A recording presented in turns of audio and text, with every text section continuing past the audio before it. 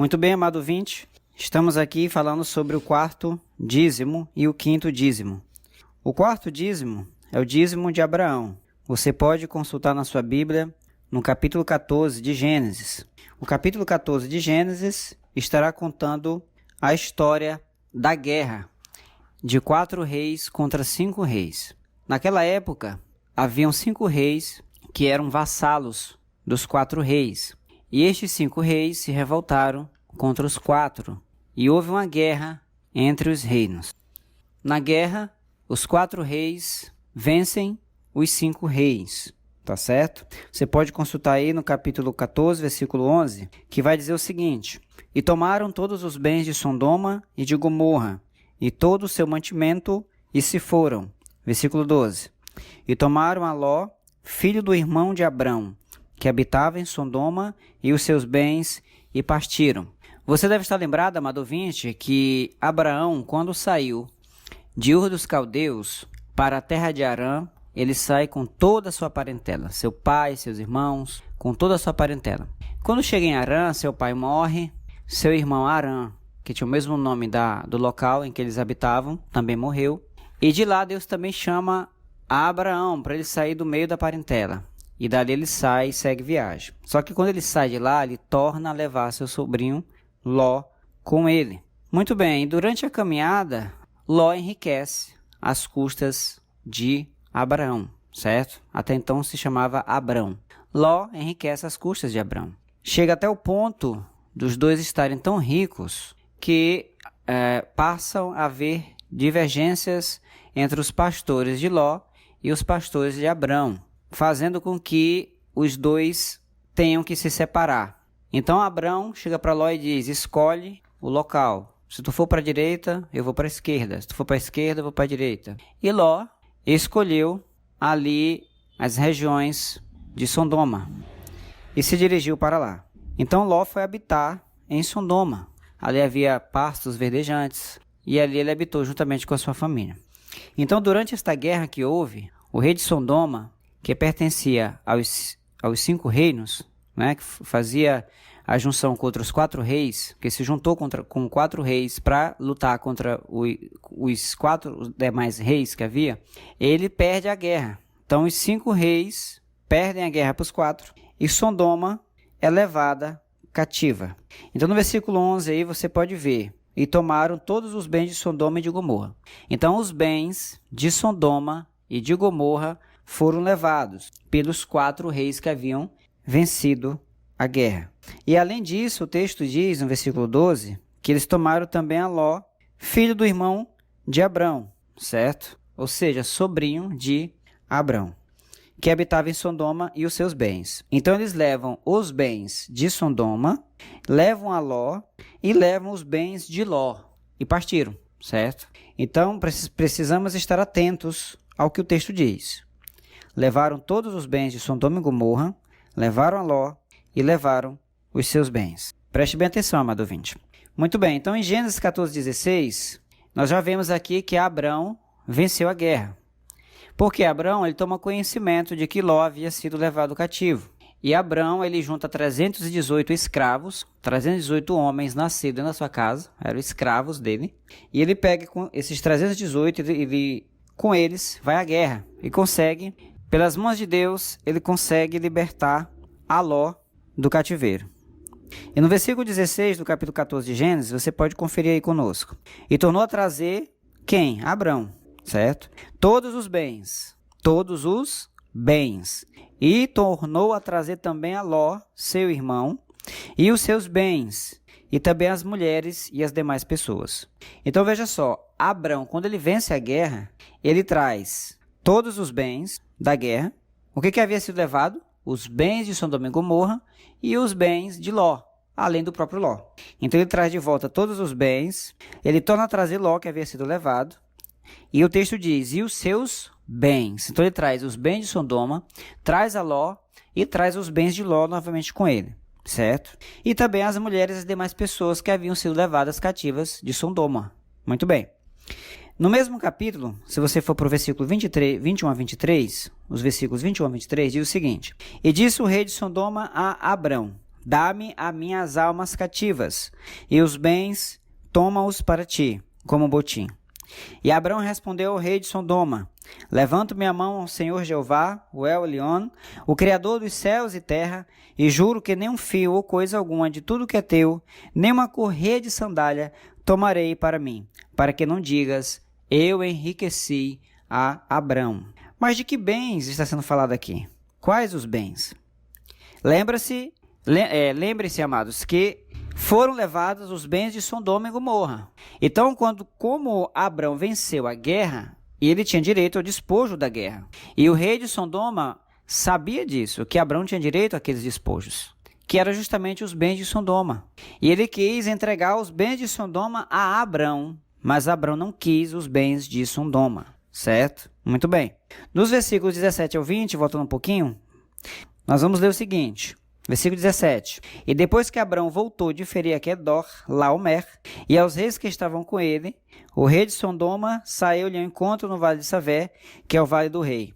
E Melquisedeque, que ele estava ali com o rei de Sodoma, rei de paz, trouxe pão e vinho, pois ministrava como sacerdote do El-Elion, e abençoou a Abrão, dizendo, bendito seja Abrão do El-Elion, o Criador dos céus e da terra. E bendito seja o El-Elion, que entregou os teus inimigos nas tuas mãos. E Abrão deu-lhe o dízimo de tudo. Aí eu pergunto a você, amado ouvinte, se Abrão rejeitou os bens que ele havia trazido consigo da guerra, os bens de Sodoma, de que ele deu o dízimo? De quais bens Abrão deu o dízimo? A resposta, ele deu o dízimo dos despojos de Ló, dos bens de Ló. Como foram levados os bens de Sodoma e Gomorra, além dos bens de Ló, e ele não quis os bens de Sodoma e Gomorra, ele deu os dízimos de Ló. Porque Ló havia enriquecido às custas dele, mas Ló não havia ainda entregado dízimo. Então ele entrega aqui o dízimo de tudo a um sacerdote. É a primeira vez que aparece, amado ouvinte, a palavra sacerdote na Bíblia. Tá certo? É a primeira vez que aparece. Então aqui Melquisedeque, ele encontra Abraão e o abençoa, porque o maior abençoa o menor, como está lá no texto de Hebreus capítulo 7, você pode conferir em casa. O maior abençoa o menor. Ou seja, aquele que dizima, ele é o menor. O que recebe o dízimo é o maior. Você se lembra do conceito de dízimo? Que dízimo é uma relação entre o homem e o sacerdote, tendo Deus como testemunha. Muito bem. Então nós aqui temos Abrão, o homem, e o sacerdote Melquisedeque, tendo Deus como testemunha entre eles, onde Abrão, sendo menor, entrega o dízimo, e Melquisedeque, sendo maior, abençoa a Abrão. Então Abrão é abençoado por Melquisedeque. Da mesma forma somos nós, quando nós entregamos o dízimo, somos abençoados pelo maior, que é aquele que recebe os dízimos da nossa mão. Louvado seja o nome do Senhor. E também, amados ouvintes, a palavra dízimo é a primeira vez também que aqui aparece na Bíblia, certo? Então, no versículo 20, é a primeira vez que aparece a palavra dízimo na Bíblia, de forma escrita, né? Nós temos tipologicamente, como já vimos, mas escrita, essa é a primeira vez. Então, Abrão dizimou, amados, quando ainda não havia lei. Por que Abrão dizimou? Se não havia lei ainda. Como é que ele sabia que precisaria dizimar? Você já parou para pensar nisso? Quem falou para Abrão que precisava dizimar? Se nós formos à procura de textos, não vamos encontrar nenhum texto que fale quem ensinou Abrão a dizimar, certo? Mas Abrão dizimou. E se ele dizimou, ele aprendeu com alguém. Ou Deus o ensinou, ou Deus o explicou, ou alguém o explicou acerca do dízimo. Mas ele já sabia que deveria dizimar, tá certo? E ele dizimou. E lembrando que foi antes da lei. Ainda não havia lei de Moisés, e mesmo assim ele já dizimou. Então já havia dízimo antes da lei. Isso significa que o dízimo não é exclusividade da lei, pois se fosse, ninguém haveria dizimado antes da lei. Muito bem. Então o dízimo de Abraão ele não faz parte da lei, ok? Como Abraão reconhece que Deus lhe deu a vitória na guerra, porque foi Deus quem deu essa vitória para ele reconheceu isso. Então, por gratidão, Abraão entrega os dízimos a Deus nas mãos de um sacerdote. Por gratidão a Deus, tá certo? Muito bem, este foi o quarto dízimo. O dízimo dado por gratidão entre o homem e o sacerdote, por algo que Deus fez ou faz na sua vida. O quinto dízimo. Carlos, o senhor falou uma coisa que eu achei bastante pertinente tocar nesse assunto, é quando o senhor fala que o menor, ele dizima para o maior que o abençoa, né? E há um entendimento secular, né, que na verdade é uma crítica que as pessoas falam hoje em dia em relação aos pastores, aos sacerdotes, né? Que algumas pessoas questionam por que os pastores são ricos, pessoas que não concordam de pastores ter uma boa condição financeira, mas nós vemos aqui, até aqui nós aprendemos que já no período antigo, né, antes mesmo da lei, os sacerdotes já recebiam dízimos e eles eram maiores do que aqueles que dizimavam, né?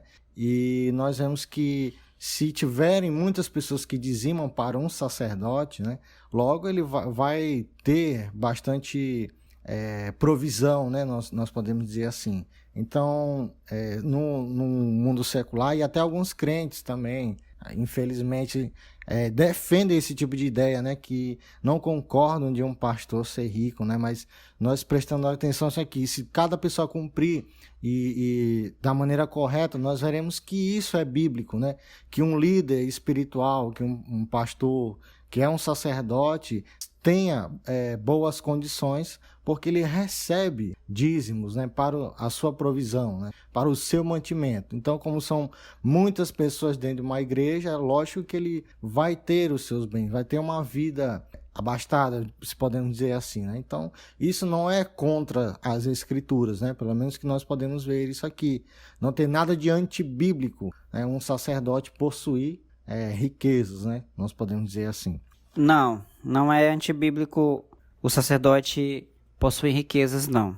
Geralmente as pessoas falam assim por causa dos apóstolos, que no primeiro século padeceram, sofreram.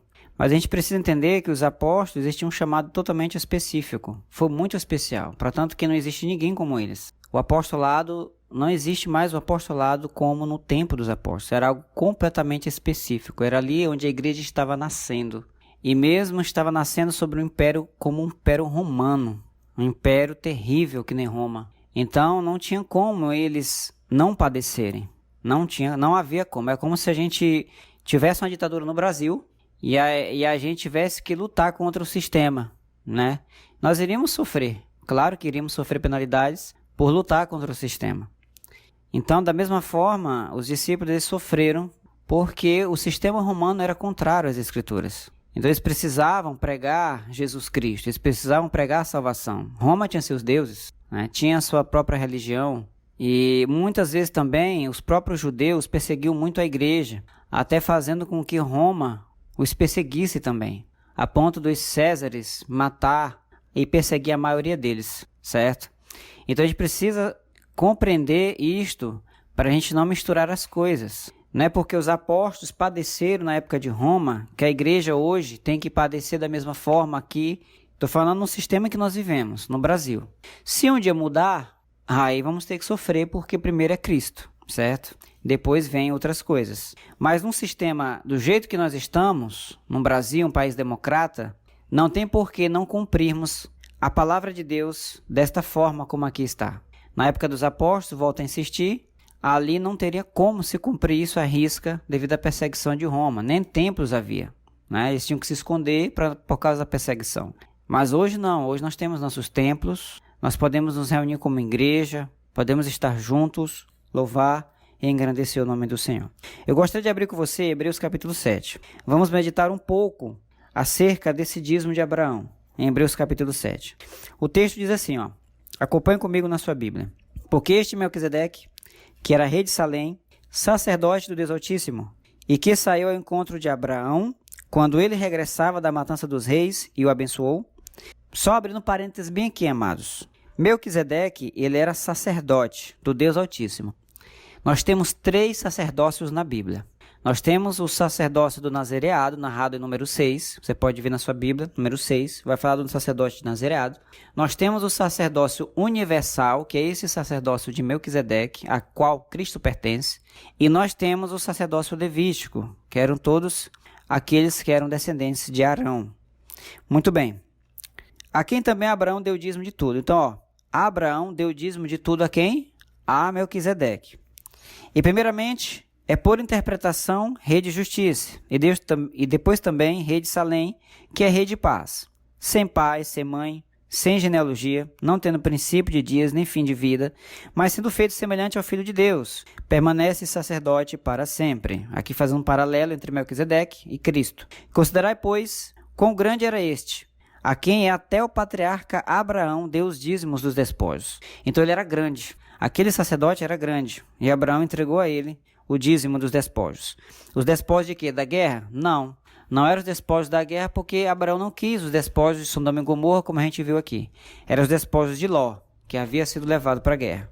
E os que dentre os filhos de Levi receberam o sacerdócio tem ordem, segundo a lei, de tomar o dízimo do povo, isto é, de seus irmãos, ainda que tenham saído dos lombos de Abraão. Então, veja só, ele está dizendo que os filhos de Levi, como a gente já viu no episódio passado, eles têm, segundo a lei, o direito, eles têm a ordem, né, de tomar o dízimo do povo. Mas aquele cuja genealogia não é contada entre eles, ou seja, Melquisedeque, que não está na genealogia de Arão, tomou dízimos de Abraão e abençoou o que tinha as promessas. Então ele abençoa a Abraão.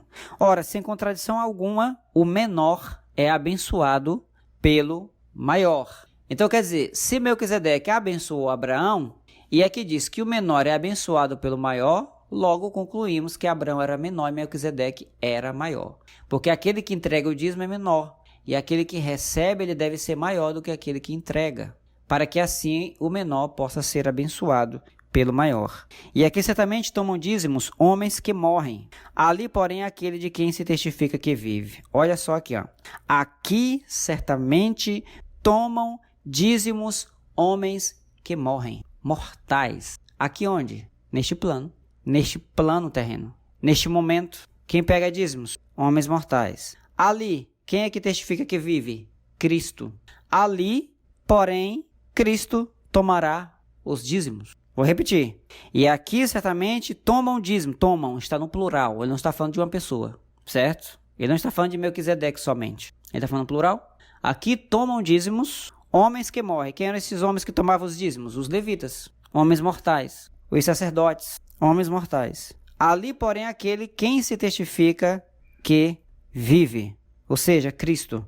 E por assim dizer, por meio de Abraão, até Levi, que recebe dízimos, pagou dízimos. Levi ainda nem existia. Pagou os dízimos no lombo de seu pai, Abraão. Pai que eu falo, ascendência, né? Não é o pai de primeira instância. Então, nós vemos aqui que até os nossos descendentes, quando nós dizimamos, eles dizimam conosco. E por assim dizer, por meio de Abraão, até Levi que recebe dízimos, pagou dízimos. Versículo 10, amado ouvinte. Porque ainda ele estava nos lombos de seu pai, quando Melquisedeque lhe saiu ao encontro. Ou seja, ele ainda nem existia ainda, quando Abraão se encontra com Melquisedeque. Mas assim mesmo, Levi dizimou juntamente com seu pai, mesmo não existindo. De sorte que, se a perfeição fosse pelo sacerdócio levítico, que necessidade havia mais de que outro sacerdote se levantasse segundo a ordem de Melquisedeque e não fosse chamado segundo a ordem de Arão. Aqui ele está falando de Cristo, porque um novo sacerdócio, que é o sacerdócio de Cristo, foi levantado. E assim como no passado Arão e seus descendentes receberam os dízimos, um dia, Cristo também receberá os dízimos de todas as nações. Em um futuro, onde, irmão Kelly? No milênio. No milênio, Cristo receberá os dízimos de todas as nações. Naquele dia, todas as nações virão a Israel para entregar os seus dízimos àquele que se testifica de que vive. Ok? E o pessoal diz que não tem dízimo no Novo Testamento. Aqui falando de dízimo, tá bom? Estamos falando de dízimo. E falando de um dízimo que será colhido no futuro. Porque Cristo, aquele que testifica de que vive, é Cristo quem receberá o dízimo. Certo? No futuro. Então, amado ouvinte, aqui nós podemos perceber a presença do dízimo de Abraão nestes versículos. Podemos perceber uma distinção entre o sacerdócio levítico e o sacerdócio universal que é o mesmo sacerdócio de Melquisedeque a quem Cristo pertence. Então, um dia Cristo, pelo sacerdócio de Melquisedeque, receberá o dízimo das nações. E o interessante é que nós, segundo a Bíblia diz que nós somos sacerdócio universal, né? Nós também somos sacerdotes. Mas segundo a ordem de quem? Somos a descendência de Arão? Não, não somos a descendência de Arão.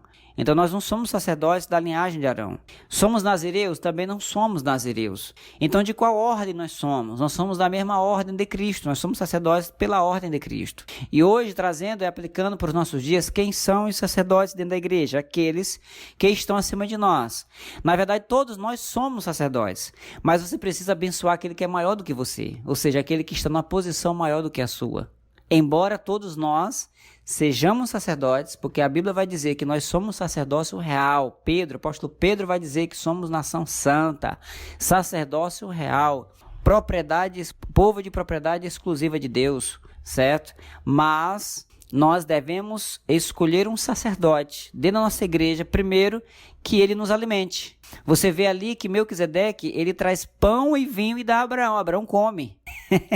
Olha que coisa interessante.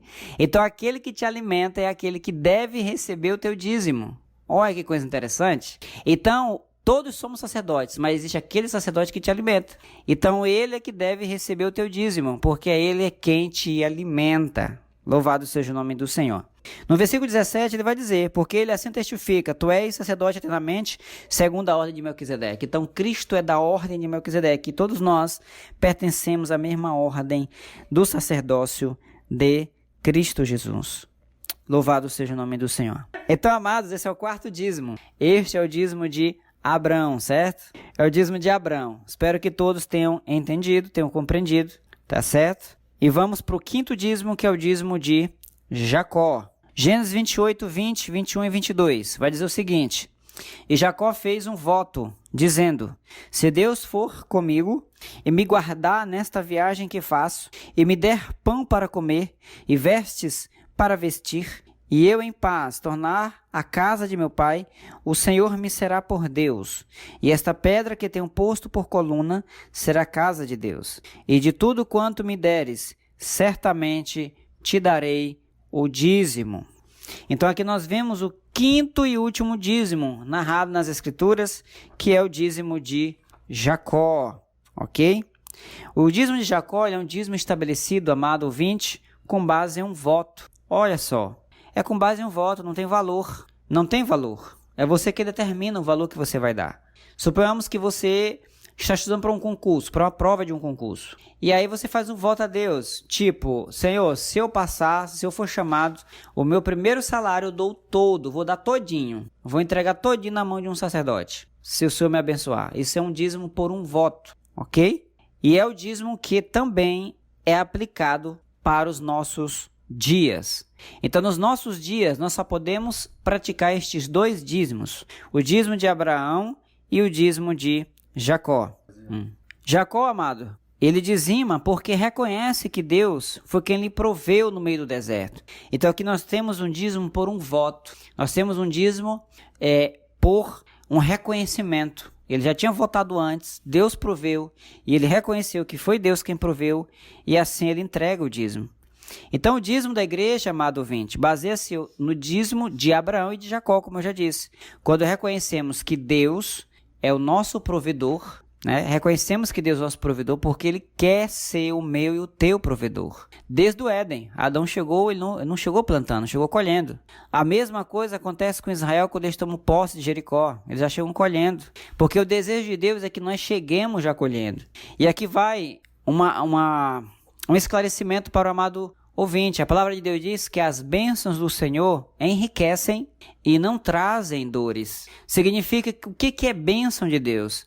É algo que Ele te dá, que não te custou nenhum suor. Você não derramou suor para conquistar aquilo. A chuva que cai, o que você faz para que chova? Nada. O que a gente faz para chover? Nada. A chuva cai, graciosamente. O sol, para nascer, o que a gente tem que fazer para que o sol nasça de manhã? Nada. É graça de Deus, é bênção de Deus. Porque a bênção de Deus está relacionado a justamente um presente que Deus nos dá. O que é bênção de Deus? É um presente. E o presente que Ele te dá não te causa sacrifício para tê-lo. Se você trabalha ralando para conseguir algo, esse algo não é bênção. Esse algo é algo que você conquistou pelo seu trabalho, pelo seu esforço. É mérito seu. E o que seria a bênção? A saúde, o tempo que Deus te deu, a saúde. Porque o que você precisa fazer para ganhar tempo? Nada, é Deus quem te dá tempo. É Deus quem dita as regras do tempo. Então o tempo você não faz nada para ter tempo. O tempo ele está aí. Mesma coisa é a saúde. Deus nos dá a saúde. Você pode se cuidar do jeito que você se cuidar. Mas se Deus não te der a saúde, não vai adiantar de nada, certo? Então tem bênçãos que Deus nos dá e tem coisas que conquistamos pelo nosso próprio esforço. E isso é uma lei. Que lei? A lei da semeadura. Colhemos o que plantamos. A lei não é bênção. A lei da semeadura não é uma bênção. Se você trabalhar, você vai conquistar, se Deus permitir que você conquiste, certo? A lei da semeadura é uma permissão de Deus. Então nós temos a bênção de Deus e temos a lei da semeadura. Se eu trabalhar, ralar, eu conquisto, com a permissão de Deus, bens materiais. Mas não posso conquistar a saúde. Não posso conquistar a felicidade. Não posso conquistar a chuva, fazer com que chova. Não podemos fazer com que o sol nasça de manhã. Nada disso podemos fazer. Não podemos fazer o vento soprar, ok? Porque tudo isto é bênção de Deus. Muito bem. Então, é por gratidão e por reconhecimento que nós dizimamos. Parte do que é nosso damos a Deus por livre e espontânea vontade. Não é porque o pastor está ali te obrigando a fazer aquilo. Não, é você e Deus, é um relacionamento entre você, o sacerdote e Deus. Mas você tem um sentimento de gratidão por aquilo que Deus te deu. E aí nós vamos às características do dízimo. Primeira, dizimamos nas mãos de quem nos alimenta. Isso aqui foi até uma pergunta feita no episódio passado. Se é correto você dizimar em outra igreja, congregar numa igreja e dizimar em outra? Isso é um erro terrível, ratificando aqui o que foi falado, porque isso é desonra. É um dos maiores níveis de desonra, é você se alimentar e dizimar nas mãos de outra pessoa que não te alimenta. Então, antes de Abraão se encontrar com Melquisedeque, ele já havia levantado altares. E o que é interessante, que ele levantou muitos altares, mas não poderia sacrificar animais, certo? Então, ele, quando é abençoado por Melquisedeque, após entregar os dízimos, ele recebe de Melquisedeque um presente. Ele recebe o sacerdócio universal, porque Abraão não poderia sacrificar animais. E até aqui nós não temos nenhum texto de Abraão sacrificando animais. Mas quando Abraão se encontra com Melquisedeque, a partir daí aquilo que havia em Melquisedeque passa para ele, o sacerdócio. E aqui Abraão começa a sacrificar animais. Inclusive Deus só lhe pede Isaque após esse encontro. Deus jamais pediria Isaque se Abraão não pudesse oferecê-lo em sacrifício, porque seria uma contradição. Somente sacerdotes podem sacrificar. Lembra do exemplo de Saul? Que Samuel disse para ele esperar 7 dias e ele não quis esperar? E ele já quis oferecer animais em sacrifício? E Samuel repreendeu ele duramente por ter feito aquilo? Por que ele repreendeu? Porque ele não era sacerdote. Ele não poderia oferecer sacrifícios. Então aqui nós vemos essa bênção de Melquisedeque em Abraão. Querido amigo, até esse ponto você deve ter entendido bem que a discussão sobre o dízimo, ela começa errado quando se fala sobre o dízimo, né? Ficou bem claro que existe os dízimos. E realmente, a gente observa que pela vida de Abraão, pela vida de Jacó, que dizimar não é algo apenas da lei. O dízimo não está contido na lei. Ele ultrapassa a lei e chega até os nossos dias. Só que vivemos no tempo da graça, né? E há peculiaridades, há características diferentes com relação à lei, né? Mas o princípio do dizimar, ele permanece de pé para a Igreja de Cristo. E é isso que nós estamos tentando passar através desse podcast. Que dízimo é um princípio bíblico, não apenas um mandamento da lei de Moisés, mas algo que Deus espera que o servo do Senhor, de forma voluntária e com alegria, assim o faça. É isso aí, pessoal. Com alegria e coração voluntário. Palavras-chave. Louvado seja Deus. Muito bem, outra característica do dízimo. Fazemos parte do ministério que sustentamos quando dizimamos na vida do sacerdote. Então, amado ouvinte, recebemos a autoridade, o poder e a unção sobre nós quando devolvemos nossos dízimos ao sacerdote, certo? Então, nós recebemos autoridade. Deus, ele nos concede autoridade, poder e unção ao entregar os nossos dízimos, ao devolver os nossos dízimos ao sacerdote. Outra característica do dízimo, amado ouvinte, só pode existir dízimo onde há reconhecimento e honra, que foi o que a gente acabou de falar aqui, sobre reconhecimento. Se eu não reconheço a autoridade de Deus na vida do meu líder, dificilmente eu vou querer dizimar. Então, nós precisamos reconhecer a autoridade de Deus na vida dos nossos líderes. Onde você está, se você não reconhece a autoridade de Deus, você está no lugar errado.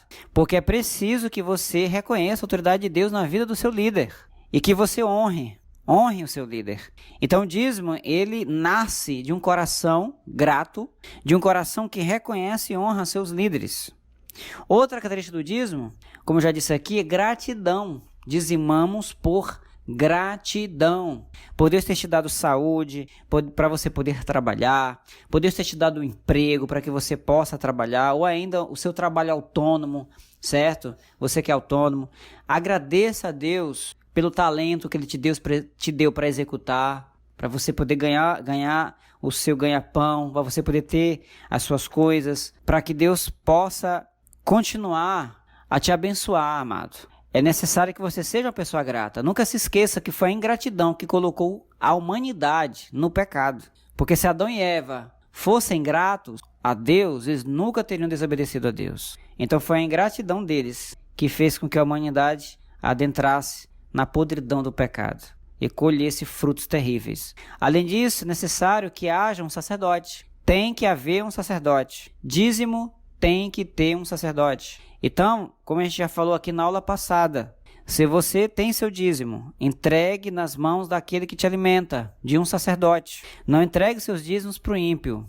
Dízimo é para ser entregue nas mãos do sacerdote. Nesse ponto também entra aquela discussão sobre a pessoa administrar seu próprio dízimo, né? Independente dos dízimos da lei, ou esses que a gente já falou aqui de Jacó e de Abraão, a gente observa realmente como foi dito, é sempre a figura de um sacerdote.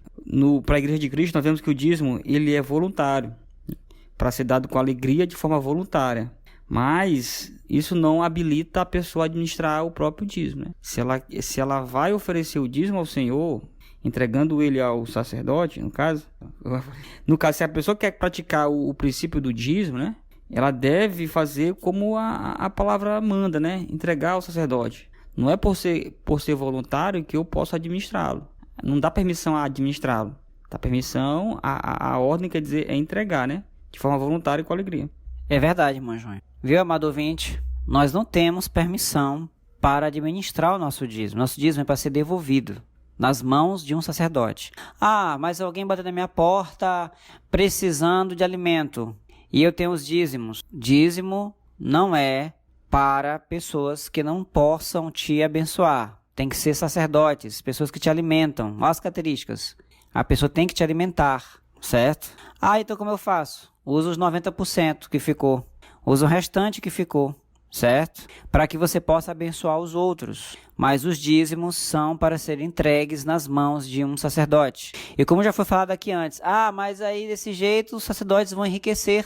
Desse jeito os pastores vão ficar bastardos. Aí eu te pergunto, qual o problema? Será que é o nosso coração que é mau? Será que não é o seu coração que é mau? Você lembra do que Jesus falou uma vez? Que ele contou uma parábola, que de manhã um homem ele saiu a procurar empregados para trabalhar. E ele encontra um logo de manhã cedo, contrata ele.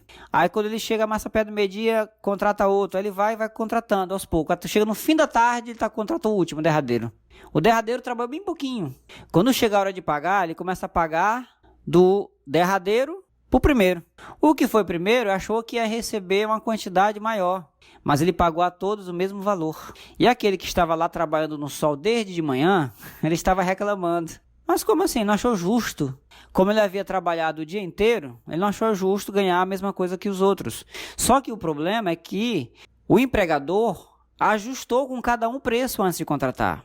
E cada um deles aceitou o valor. E aí ele repreende duramente aquele homem, diz assim: não te agradas da minha bondade? Ou será que o teu coração é mau porque não aceitas? Eu não combinei contigo esse valor? Não foi isso que nós combinamos? Então, às vezes, o nosso coração é mau, amados. Nós não queremos ver ninguém crescer. Às vezes não queremos ver nosso líder estar num carro novo. Destaque se um dia a gente for perseguido, isso tudo não vai ser mais necessário. certo? Mas até então as coisas mudarem, precisamos seguir os princípios bíblicos, ok? E você pode perceber que a nação de Israel, voltando aqui ao dízimo levítico, vamos perceber que a nação de Israel, o momento que eles mais viviam bem, que mais a bênção de Deus era derramada sobre eles, era quando os sacerdotes estavam bem. Não estou falando de estarem roubando e extorquindo o povo, como na época de Jesus, não é isso. Mas quando o povo de livre e espontânea vontade, devolviam a fartura, os 3 dízimos, além de devolver as primícias. E eles viviam bem, abastados, porque eram 7 vezes no ano. A nação inteira, de mais de 2 milhões de pessoas, isso falando no deserto ali, né? Depois multiplicou muito mais. Imagina 10 milhões de pessoas entregando os dízimos, 3 dízimos, mais as primícias. Eles estavam muito bem de vida. Tu sabe quando foi que a nação empobreceu, amado ouvinte? Quando eles deixaram de entregar os dízimos. Quando os sacerdotes estavam mal. Quando os sacerdotes estavam passando necessidade. Foi a pior época de Israel. Era a pior época de Israel. Quando os seus líderes não estavam bem, não estavam abastados. Então deixemos de ser maldosos. Deixemos de ter maldade no nosso coração. Certo? Então devemos sim entregar e devolver os nossos dízimos. E outra coisa, nunca o dízimo pode ser por obrigação. O que significa que os pastores não têm direito de forçar a igreja a devolver os dízimos. Os pastores têm o dever de ensinar, eles têm o dever de instruir, mas não de obrigar as suas ovelhas a devolver os dízimos. Agora, para a ovelha, é necessário que ela tenha um coração grato, porque Deus ama aquele que dá com alegria. Deus ama aquele que devolve com alegria. Dar é um princípio. E dentro do princípio do dar, nós temos primícias, nós temos dízimos e nós temos ofertas. Então, um crente que ele é salvo em Jesus, com certeza ele terá um coração grato. Com certeza ele será grato e ele não entregará os seus dízimos por obrigação, mas por gratidão pela sua saúde, por gratidão pelo seu trabalho, por gratidão pelo dinheiro que ele ganha, sendo autônomo ou sendo empregado, por gratidão pela sua família, pelo seu filho, pela sua mãe, pelo seu pai, por gratidão pelo teto que ele está debaixo, por gratidão até pelo sol que nasce e todos os dias se põe, por gratidão pela chuva, pelas vestes, pelo que comem, por gratidão por tudo. Motivos não nos faltam para sermos gratos. E o principal de todos os motivos, a salvação, a nossa libertação do pecado, a vida eterna. Somente isso já seria de extrema gratidão a Deus para que nós venhamos a devolver os nossos dízimos. Mas quais as bênçãos advindas da entrega dos dízimos? Deuteronômio 14, 23 diz assim: E comerás na presença do Senhor Jeová, teu Deus, no lugar que ele escolher para lhe fazer habitar o seu nome. O dízimo do trigo, do teu vinho, do teu azeite e os primeiros partos das tuas vacas e do teu rebanho, para que aprendas a temer continuamente ao Senhor Jeová, teu Deus. Então aqui na lei de Moisés nós vemos um dízimo levítico que Deus ele estabelece também o dízimo com uma finalidade. Além da finalidade que nós já falamos, ele estabelece com uma finalidade, outra finalidade, que é a finalidade de ensinar a Israel a temer a Deus, certo? A temer o Senhor. O temor do Senhor é o princípio da sabedoria. Mas o que é temer a Deus? Alguns vão dizer assim, mas temer não é ter medo. Amado ouvinte, a palavra temor, no significado original, ele tem alguns significados. Quando você pega um dicionário Strong, lá tem alguns significados. O primeiro significado que apresenta-se ali é pavor, certo? Segundo, reverência. Terceiro, respeito. Mas nós temos ali o pavor também. E nós temos um texto em que Jesus diz assim: não temeis aqueles que matam o corpo, mas que não podem fazer mal à alma, mas temais aquele que pode tanto matar o teu corpo como lançar a tua alma no inferno. Então, quando Jesus está falando ali de temor, ele não está falando do temor respeito, porque não faz sentido nenhum. Vamos substituir a palavra? Não respeitais aqueles que podem matar o corpo. Faz sentido? Não. O texto ali, ele está falando de pavor, de ter medo. Então, temor significa, em algumas situações, pavor, ter medo. Embora Deus não queira que nós temamos a Ele nesse sentido. Não é o desejo de Deus que a sua igreja o tema nesse sentido. Mas não podemos descartar que existe esse sentido na Bíblia, de temor, tá bom? Então, temer a Deus, o que significa? Para que os irmãos possam entender, temer é não ultrapassar os limites estabelecidos por Deus na sua palavra. A pessoa que teme a Deus, ela não ultrapassa os limites que Deus estabeleceu. Quando ela se aproxima, ela tem temor, ela não ultrapassa. Ela tem obediência, ela retrocede, ela volta atrás, mas não cruza os limites que Deus estabeleceu. Então ele diz aqui que o dízimo ele tinha essa finalidade de criar o temor dentro do coração do homem, para que o homem ele viesse a temer continuamente o Senhor. Olha, que coisa interessante. Então o dízimo ele despertava isso dentro do coração do homem. Por quê? Porque o dízimo testava se o homem ele realmente temia a Deus ou não. Mesmo porque eles teriam que entregar 3 dízimos 7 vezes por ano, certo? A cada 3 anos, né? Como a gente viu. Então testava se eles temiam a Deus ou não. Era um teste para eles. Pois se eles obedecessem a Deus, significava que o temor a Deus dentro do coração deles permanecia constantemente. Da mesma forma, Deus faz conosco hoje. Não só com relação ao dízimo, mas com relação à sua lei. Louvado seja o nome do Senhor. Quando Melquisedeque abençoa Abraão, a maldição de Canaã é quebrada. O menor é abençoado pelo maior, como a gente já viu. Abraão não era sacerdote antes de Melquisedeque. Nós vimos chegamos, amado ouvinte, a ver essas bênçãos, né? Que Melquisedeque, a bênção passa para Abraão. Que bênção? A bênção do sacerdócio de Melquisedeque. Passa para ele, certo? Nós vemos aqui que, além dessas bênçãos que Deus concede, o temor do Senhor, que é uma bênção advinda da entrega do dízimo também, nós vemos que, em relação ao dízimo mosaico, levítico, havia para eles uma bênção, que era o quê? Ele diz o seguinte em Malaquias 3,10, que é muito usado pelas igrejas hoje, mas como eu disse, não é aplicado a nós. Trazei todos os dízimos à casa do tesouro, para que haja mantimento na minha casa. E depois ele diz, provai-me nisto, se eu não vos abrir a janela dos céus, e não vos derramar uma bênção tal que vos superabunde. No dízimo levítico, havia uma bênção de abundância relacionada ao dízimo na entrega dos dízimos, certo? Mas eles tinham que devolver todos os dízimos. Então, quando eles devolviam todos os dízimos, os sacerdotes, eles ficavam ricos, eles ficavam bastardos. E Deus derramava abundância sobre eles. Houve até um tempo, amado ouvinte, que a prata e o ouro era tão comum que deixou de valer. Você sabia disso? De tão comum que era. Porque o desejo de Deus é que todos vivam bem. O desejo de Deus é que os seus filhos vivam bem, certo? Sempre foi o desejo dele. Isso no velho pacto, o povo vivia assim. E nós estamos no novo pacto, que é um pacto superior ao antigo.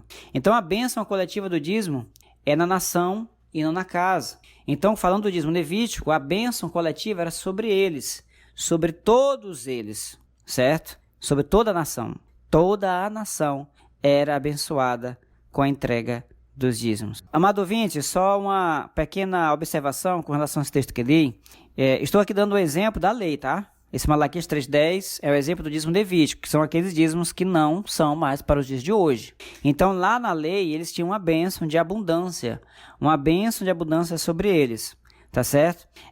Uma coisa que eu quero chamar a atenção para vocês aqui é que existem muitos pastores nos dias atuais que eles buscam esse texto de Malaquias 3,10, que não é mais para os nossos dias, tá certo? Nós podemos usá-lo apenas como parâmetro, mas não podemos aplicá-lo, tá certo? Então, muitos líderes, infelizmente, eles usam esse texto para fazer terrorismo no meio da igreja, certo? E muitos ainda ameaçam, digam, se você não der o dízimo, o devorador vai entrar na tua casa, vai destruir tudo, vai comer tudo, entendeu?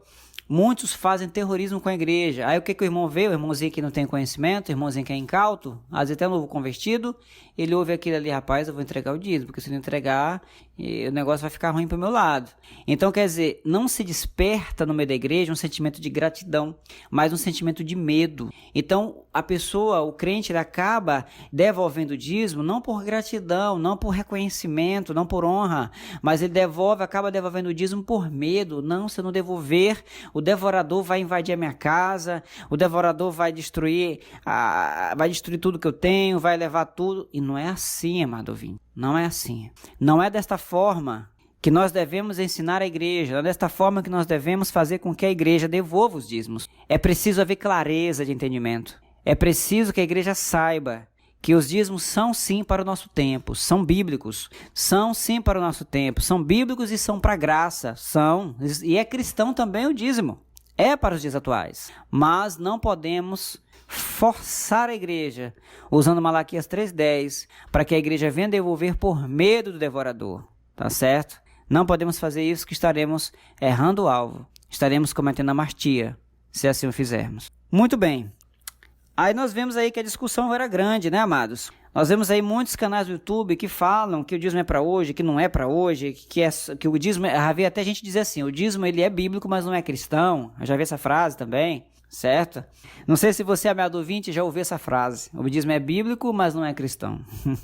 Aí alguns alegam e dizem assim, não, mas porque no Novo Testamento não se fala em dízimo? Aí alguns vão citar que Jesus falou do dízimo em Mateus. Não, mas ainda era lei, ainda fazia parte da lei, ainda não era graça. Amados, como é que funciona o sistema de lei, de normas, de pactos? Olha só, é necessário, quando vem uma nova lei, a antiga lei ela passa a deixar de valer. Não é assim que funciona? Mas vamos lá, como é que funciona o sistema de leis? Para que você entenda. Sistema de revogação de lei. De uma vez por todas nós vamos entender isso, você não vai ter mais dúvidas. Quando a lei nova ela é gerada, ela tem seus artigos, ok? Se um artigo ele revoga de maneira expressa o artigo da lei anterior, algum artigo ou alguns artigos, algum parágrafo, ou até a própria lei anterior, ele vai dizer, revogo a lei de número tal, tal, tal, está revogada. Pronto, significa que todos os artigos daquela lei não valem mais. Ou então ele vai dizer, revogo os artigos tal, tal, tal da lei tal. Isso a gente chama de revogação expressa. Quando isso acontece, amado ouvinte. Mas nós também temos a revogação tácita. O que seria uma revogação tácita? Quando a nova lei ela não cita a antiga, mas o seu texto contraria o texto da lei anterior, mesmo que a lei anterior não tenha sido citada. Mas como ela é a nova lei, ela está valendo, ela está vigente, então o que está valendo é o texto que nela está. Da mesma forma, amado ouvinte, acontece com a nova aliança e a velha aliança. Da mesma forma, acontece com o Novo Testamento e o Antigo Testamento. Aquilo que não foi revogado no Novo Testamento continua valendo. Eu vou dar exemplos. Quando Paulo fala aos Efésios sobre a circuncisão, nós vemos ali uma revogação da circuncisão, da prática da circuncisão, certo? Vemos claramente, você pode procurar em Efésios, você vai achar. O capítulo que fala da circuncisão, ele está ali claramente revogando o aspecto da circuncisão. Nós vemos outras revogações no Novo Testamento, do Antigo Pacto. Nós vemos em Hebreus falando sobre o sacrifício de animais, que agora não é necessário mais, porque o sacrifício de Cristo, Jesus entrou uma única vez no lugar santíssimo, e assim ele ao adentrar uma vez com sangue, ali ele remiu a todos. Então não há necessidade mais de Cristo vir outra vez, não há mais necessidade de um novo sacrifício, de nós irmos lá para Jerusalém, levar os animais para poder sacrificar. Não há. Houve a revogação dessa parte da lei também. E assim é com tudo na Bíblia. Alguém vai dizer assim, mas com relação ao dízimo, não tem nada na Bíblia, no Novo Testamento, que ratifica o dízimo, mas também não tem que anula. Não é? Não tem nenhum versículo do Novo Testamento que anula o dízimo. Me mostra. Você que é contra o dízimo. Me mostra um versículo no Novo Testamento que revoga o dízimo, a prática do dízimo no Antigo Testamento. Não há. Somente porque não é citado? Somente, esse é um argumento fraco. Só porque uma coisa não é citada no Novo Testamento, não significa que ela deixou de valer. Continua valendo, certo? Então é assim que funciona, amado ouvinte, o aspecto da lei. Então o dízimo é assim para a graça. O dízimo, ele é anterior à lei, ele passou pela lei e está na lei de Cristo. Olha o que a gente leu em Hebreus 7. Lembra do que a gente leu? Que ali aquele de quem testifica que vive receberá futuro, falando do futuro. Os dízimos. Cristo receberá os dízimos. O dízimo é um princípio tão importante que ele foi antes da lei, passou pela lei, vai passar pela graça e ainda vai alcançar a plenitude dos tempos. De tão importante que ele é. Porque é o princípio do dar. Tá certo, amado ouvinte? Muito bem, feito essas ressalvas, vamos para o nosso último ponto. Como dizimar nos dias atuais? Na lei, amado ouvinte, o dízimo é 10%, certo? 10% na lei. Aí eu pergunto ao amado ouvinte, Deus requer de nós mais do que a lei ou menos? O que você acha, amado ouvinte? Você acha que na graça, a graça ela é mais exigente ou menos exigente do que a lei. Eu vou lhe dar alguns exemplos. No Antigo Testamento, para que alguém fosse pego em ato de adultério, fosse morto, né, por adultério, acusado de adultério, ele deveria ser pego no ato, no coito. Ele deveria estar cometendo o adultério e ser pego, porque se não fosse pego não era caracterizado adultério. Mas quando chega na graça, Jesus diz assim: porém eu vos digo, aquele que olhar para uma mulher com intenção impura no seu coração já cometeu adultério com ela. Aí existe outra situação também, que na lei, para você ser homicida, você tinha que tirar literalmente a vida de alguém. Mas quando chega Jesus fala assim: eu porém vos digo, aquele que odiar a seu irmão é assassino, é homicida. Aí eu pergunto, a graça é mais exigente ou menos exigente do que a lei? Com esse entendimento, você agora, com clareza, você pode me responder. Ela é mais exigente. Por que a graça é mais exigente? Porque a graça, ela nos aproximou de Deus. E ao nos aproximar de Deus, ela exige mais. Porque a quem muito é dado, muito será cobrado. Então, como a graça nos aproximou de Deus, então nós seremos mais cobrados ainda do que na lei, certo? Então, quanto mais perto de Deus estamos, mais Deus requer de nós, certo? Assim, se na lei temos que dizimar, na graça não posso mais ser dizimista. Eita, e agora? Agora deu um nó na cabeça do ouvinte. Mas, irmão, você não disse que o dízimo é para hoje? É para hoje. Mas em que aspecto a gente diz que não pode mais ser um dizimista? No aspecto do valor, tá? O dizimista é aquele que dá o quê? 10% da sua renda. Como a graça lhe exige mais, o dízimo que outrora era um teto, agora se torna o chão, é o piso, não é mais o teto. Então, na graça, o dízimo passa agora a ser o chão. Isso significa que o meu dízimo, ele precisa ultrapassar os 10%. Muito bem, amado ouvinte, eu espero que os irmãos tenham entendido. Isso significa que nós precisamos ser generosos ao dar. Porque aí entra aquele versículo, que Deus ama aquele que dá com alegria, certo? Então, na teoria, você não será mais o dizimista dos 10%, porque agora o dízimo dos 10% é chão. E você passa agora a agir com generosidade na sua vida. Quem dá mais de 10%, em teoria, não é dizimista, pois ultrapassa o valor do dízimo na lei, pois dízimo significa 10ª parte. A nossa generosidade precisa ultrapassar a lei. E então, na graça, ninguém, em teoria, tem que ser dizimista, em teoria, no sentido estrito da palavra, mas generoso. Você devolve o seu dízimo num valor superior aos 10%. Na graça, tudo é dele. E quando ele requer, entregamos independentemente do valor, tendo apenas o piso dos 10%, tendo apenas o chão de comparação dos 10%. Porque na graça nós agora somos o quê? Mordomos. Mordomia cristã. Tudo que nós temos não é nosso, é dele. Tudo que temos, nossa vida, a nossa roupa, os nossos bens materiais, o nosso dinheiro, tudo que a gente chama de nosso, pertence a ele. Nós apenas somos mordomos. Por isso existe a parábola dos talentos. Por isso existe a parábola das minas. Você pode ver isso, que haverá uma prestação de contas com o que nós fazemos com os nossos bens. E aí muitos usam a parábola dos talentos para falar de talento. Talento musical, habilidades humanas. Mas ali, amado, está relacionado ao dinheiro. A parábola dos talentos está relacionada aos bens materiais que Deus coloca em nossas mãos e que nós devemos granjear para o reino, as riquezas que Deus colocou em nossas mãos. 3 palavras poderosas, aqui um adicional para vocês.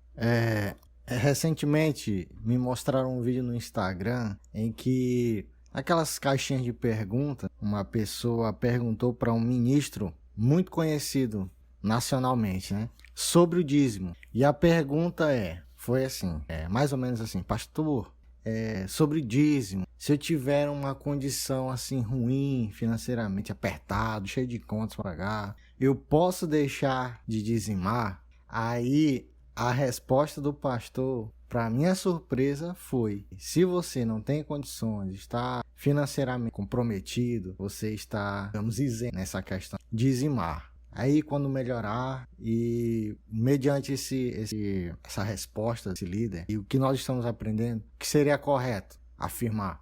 Primeiramente, amado ouvinte, uma pessoa que fica endividada, claro que existem exceções. Às vezes, algo não programado, como uma doença ou enfermidade. Às vezes que a pessoa precisa gastar muito dinheiro para se cuidar. Tirando algumas exceções, né? Como essas que eu acabei de falar. Uma pessoa que ela está endividada é uma pessoa que ela não sabe administrar o que ganha. Se uma pessoa ela ganha R$1.000 e gasta R$2.000 no cartão de crédito, ela não está sabendo administrar o que ganha. E se ela não sabe administrar o que ganha, colocou o pé onde a mão não alcança, e por isso se endividou, sinto muito, mas ela vai ter que entregar o dízimo. Por quê? Porque a culpa foi dela. Ela própria causou mal a si própria.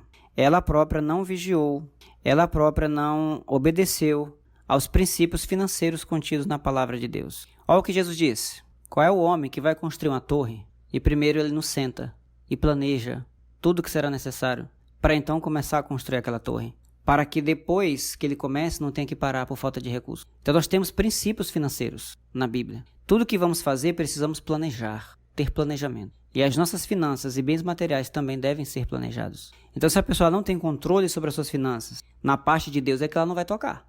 Na parte que pertence a Deus é que ela não deve tocar. Nós temos exemplo do princípio do dar, quando Elias viaja até Sarepta e ele chega na casa de uma viúva e ele chega e pede, dá-me de comer. Nós temos ali um sacerdote, Elias. E aquela mulher diz assim, não, eu só tenho ali um bocado de farinha, um pouco de azeite para fazer um pão, para eu e meu filho vamos comer e vamos morrer. Era o último que ela tinha. E o sacerdote, Elias, chega e diz, ele era profeta também, dá-me de comer primeiro. Talvez alguém com pensamento igual ao do Senhor que respondeu, diria, minha senhora, me desculpe, me perdoe. Eu não sabia que a senhora estava nessa situação com seu filho. Espera um pouquinho que eu vou ali atrás de ajuda. Vou ver se alguém pode lhe ajudar. Mas o que foi que o profeta disse? Primeiro eu. Você já parou para se perguntar por que Elias fez aquilo? Não é à toa que a Bíblia diz que dar é melhor do que receber. Existe um Deus no céu, o Criador de todas as coisas, que vê tudo e vê todos. Quando você dá, em quem que você confia? É no homem? Não. Você confia em Deus. Você confia que o Deus que você serve, ele é o teu provedor. Isso é fé. Fé é loucura. Entendeu? Imagina Pedro pular do barco e querer andar com Jesus. Entendeu? Nós vemos muito exemplo de pessoas que fizeram loucuras pela fé. Certo? Temos muitos exemplos. Então, existe o princípio de você dar confiando em quem? Em Deus. Porque o dízimo é uma relação. Não só o dízimo, mas podemos dizer que o dar, o ato de dar, é uma relação entre você e uma pessoa. No caso do dízimo, a pessoa é o sacerdote. Mas no caso de uma oferta, no caso da oferta, é entre você e outra pessoa, mas continua tendo Deus como testemunha.